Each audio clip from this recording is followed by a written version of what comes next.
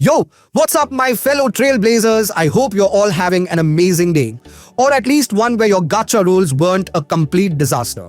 If you're new here, welcome to the party. And if you're a returning viewer, hey, you already know the drill. We're about to dive headfirst into some spicy Honkai Star Rail news.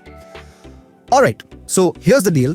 Version 2.7 is almost here, but wait, Hoyoverse decided to hit us with the ultimate tease. We're talking about that sweet drip marketing for version 3.0. Yeah, we got the Herta tease earlier, and now we've been blessed with the arrival of Aglaea. In 3.0, we are heading to the land of Amphoreus, a place that promises secrets, new mechanics, and a shiny new cast of characters. Oh, and drama. Because what's Honkai Star Rail without a little chaos, right? Today I've got everything we know or think we know about Aglaea, her new Remembrance Path, and this fancy new servant mechanic.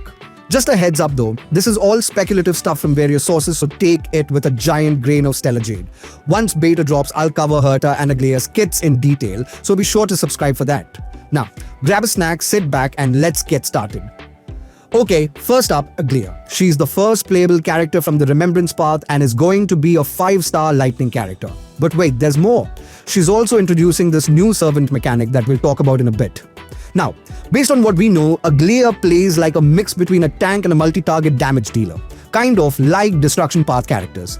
So if you're into smashing multiple enemies while also being a bit hard to kill, she might be your new bestie. Oh, and for those wondering, Remembrance Path is basically the ice freeze path we've seen in the simulated universe, but with a twist.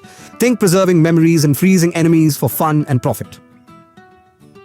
Alright, let's talk about her abilities. Again, this is all speculative, so don't yell at me if Hoyoverse decides to rework her entire kit tomorrow.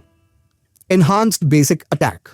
This lets her attack alongside her servant, so it's like having a personal sidekick doing the heavy lifting. Pretty sweet, right? Skill.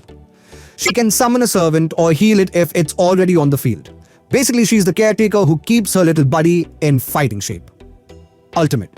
Her ultimate is all about boosting her servant's abilities. It sounds super strong but comes with a hefty energy cost, so timing will be key. The vibe I'm getting.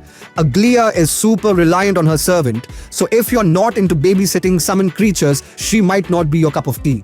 For everyone else, welcome to the Aglaea fan club. Alright, let's dive into this shiny new mechanic, servants. These are entities summoned by characters that can stay on the field and do their own thing. Think of them as independent units, but they're still tied to their summoner. If I have to give you an example, Topaz and Nambi will be the very definition of that relationship. Although, what it is not quite similar, but you get the picture, right? Here are the basics. Servants can be targeted by enemies but are immune to crowd control debuffs. They have their own energy pool and can regenerate energy when defeating enemies. And if a servant triggers weakness break, the break damage and the break effects like freeze or damage over time, those effects are calculated just like for regular characters. But not every character interacts with servants. For example, characters like Bailu and Fushwan can't revive servants. Servants can't benefit from certain buffs, like Sparkle's quantum-specific traces. On the flip side, some characters play super nice with servants. For instance, Sunday, he is the bread and butter buffer for summoning type characters in Dan Heng passive. Yukong, Roaring Bowstrings, Fushwan damage share all include servants in their effects. So, if you're planning to build a servant-friendly team, keep this in mind. And hey, before we continue, I like to say if you've stuck with me until now, I just want to say a huge thank you. Your support means the world. And if you're enjoying the content, a like would be amazing. And if you want more content like this, feel free to hit that subscribe button. It keeps me motivated to create even more videos for you all. With that being said, let's continue with the video. Now, let's talk about the Remembrance Path, the shiny new playable path coming in version 3.0. It's associated with the Aeon Fuli, who's all about preserving memories for the rebirth of the universe after its inevitable destruction. Casual stuff, right? In the simulated universe, Remembrance is tied to ice and freeze mechanics. But as a playable path, leaks suggest it might involve summoning these servants we just talked about. Will this be game-changing? Probably. But we'll have to wait for Hoyoverse to give us the full scoop. Currently, the only character with servants is Aglaea and Remembrance Trailblazer or RMC, so it's very much possible. As for the damage, dealt playstyle Remembrance Path, dealt main damage to the selected target and dealt small amount of damage to its adjacent targets, kind of like how destruction units works.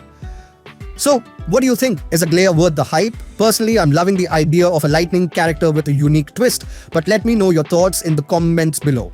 Are you Team Aglaea or are you saving those stellar jades for someone else? And hey, if you made it this far, you're officially a legend.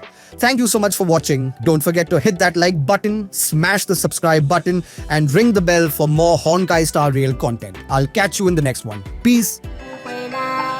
大球球冰了，二球球敲，三球球菜肴，四球球熬，五球球莫名死掉，六球球抬，七球球闷着头挖坑，八球球奶奶。